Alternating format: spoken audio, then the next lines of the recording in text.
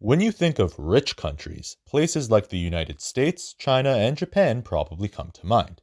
However, when it comes to GDP per capita, Luxembourg reigns supreme. So, on today's episode of the Rooster Report, we're going to be looking into how Luxembourg got that top spot. But before we do, don't forget to like, subscribe, and smash that notifications button so that you never miss out on any of our latest content.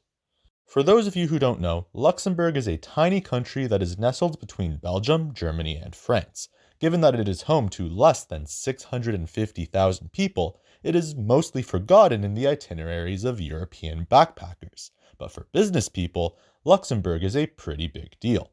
That's because the country is known for being a banking powerhouse and a tax haven. Now, if you just wanted the TLDR, then stop here.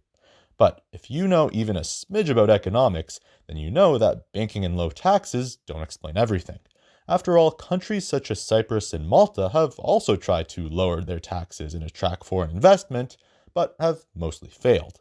So, what makes Luxembourg different, you may ask? Stay with me and you'll find out. First things first, you need to understand that in a way, Luxembourg sort of cheated their way to the top of the list. You see, in order to determine their lists, the IMF, World Bank, and CIA all use GDP derived from purchasing power parity in order to determine GDP per capita. In simple terms, this means that they first create a basket of goods that is made up of things such as sugar, flour, and detergent, and then see how much domestic currency is needed to buy the basket. And from there, they then relate the value of the currency back to national output so that a GDP can be created. And after they divide GDP by the number of people, they get GDP per capita. While admittedly this might be a bit complex, what it does do is make Luxembourg seem a lot mightier than it really is. That's because it turns out that nearly 50% of Luxembourg's workers actually commute into the country from Germany, France, or Belgium, and then go home in the evening. Therefore, they create value for Luxembourg without actually living there. And as a result, the GDP per capita is a lot larger than it really should be because the German, French, and Belgian workers aren't being counted as part of the population. So, full stop. Does that mean that Luxembourg is actually a scammer country that doesn't deserve the top spot? No, not even close. You see, Luxembourg is an amazing place to live in.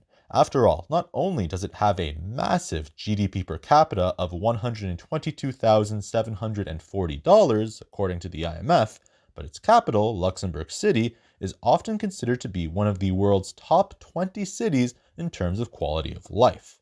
But if we want to take a step back and understand why Luxembourg is so rich, we need to take a quick dive into the country's history.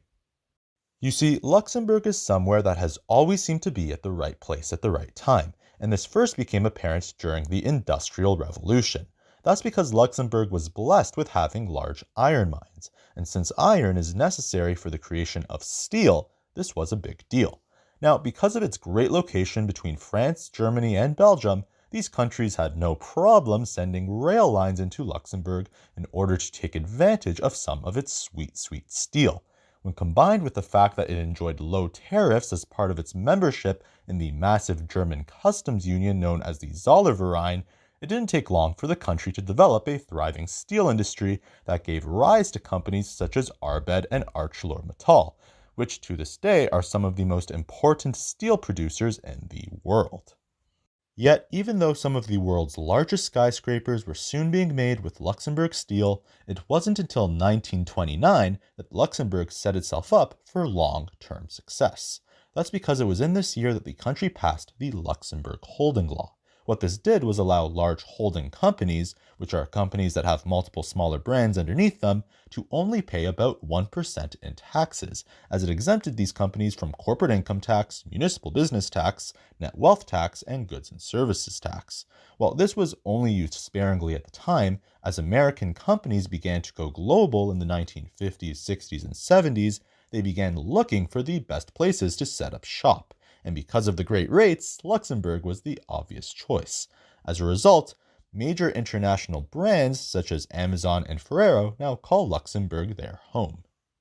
Now, while Luxembourg experienced some serious backlash in relation to its banking regulations during the 2008 financial crisis, it has still remained a massive financial hub, yet it is now looking into the future.